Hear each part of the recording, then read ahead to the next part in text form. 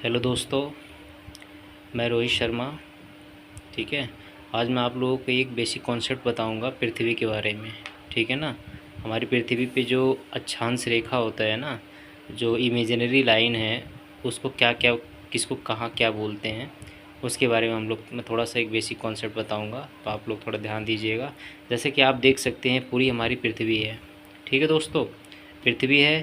पृथ्वी को जो लाइन, जो इमेजरी लाइन है, जो काल्पनिक रेखा है, जो दो भागों में बांटती है हमारी पृथ्वी को, ठीक है ना,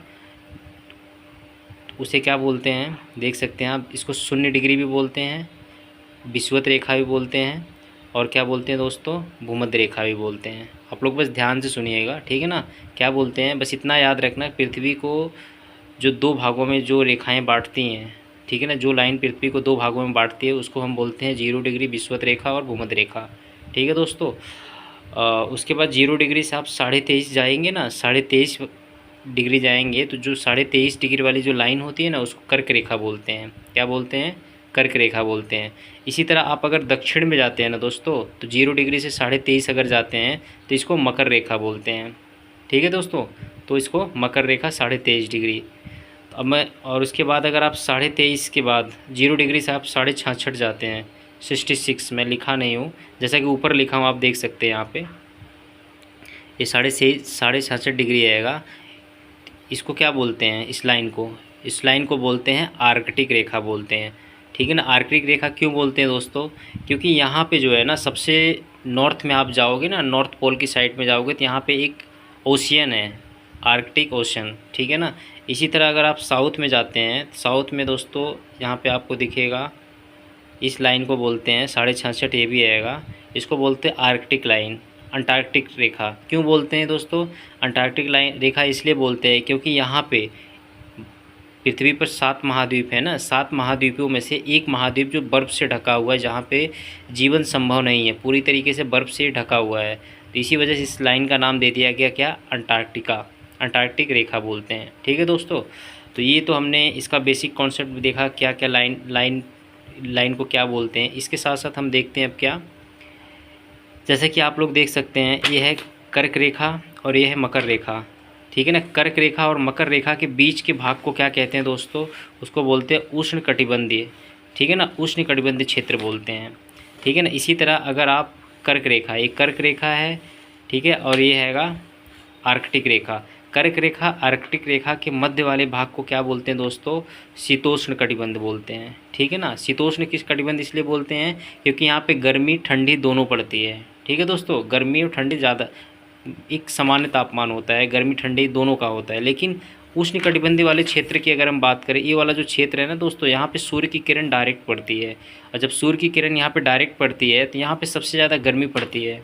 ठीक है ना। यहाँ पे सबसे ज़्यादा गर्मी पड़ती है, यहाँ पे सबसे ज़्यादा बारिश होती है, सबसे ज़्यादा वाष्पीकरण होता है। जब सबसे ज़्यादा वाष्पीकरण होगा तो सबसे ज़्यादा बारिश भी होगा। ठीक है ना, इस क्षेत्र में, उष्णकटिबंधीय वाले क्षेत्र में। ठीक है।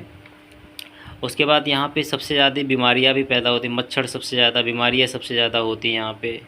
ठीक है।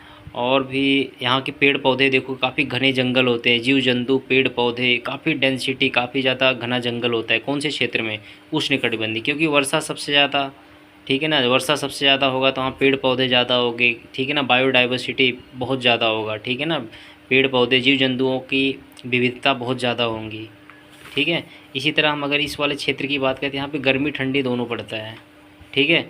और क्यों, क्योंकि यहाँ पे सूर्य की किरण डायरेक्ट नहीं, हल्का सा टिल्ट होके पड़ता है। लेकिन अगर हम शीत कटिबंध की बात करें दोस्तों, ये है शीत कटिबंध, ये है शीत कटिबंध, नॉर्थ पोल का, north pole south pole, north pole south pole. ठीक है दोस्तों।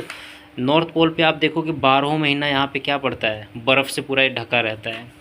ठीक है ना। 12 महीना किससे, बर्फ़ से ढका। इसका रीज़न है दोस्तों, मान लो यहाँ से सूर्य की किरण अगर पड़ती है तो डायरेक्ट इस पे पड़ती है, इस क्षेत्र पे। लेकिन यहाँ से क्या होता है, सूर्य की किरण तिरछी पड़ती है यहाँ पे। ठीक है ना।